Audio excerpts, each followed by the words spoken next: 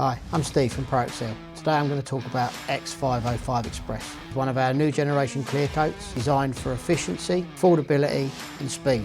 No gloss drop, just really high quality clear. Right, let's talk a little bit about how it works. It's a 2-to-1 mixing ratio. I've got my scales, I've got my RPE cup. Let's put some in and stir. 505's in the gun. We're going to put 2 full coats on. We're going to put a fast and even coat on first. We're going to give it a flash off time and then we're going to put a second coat on.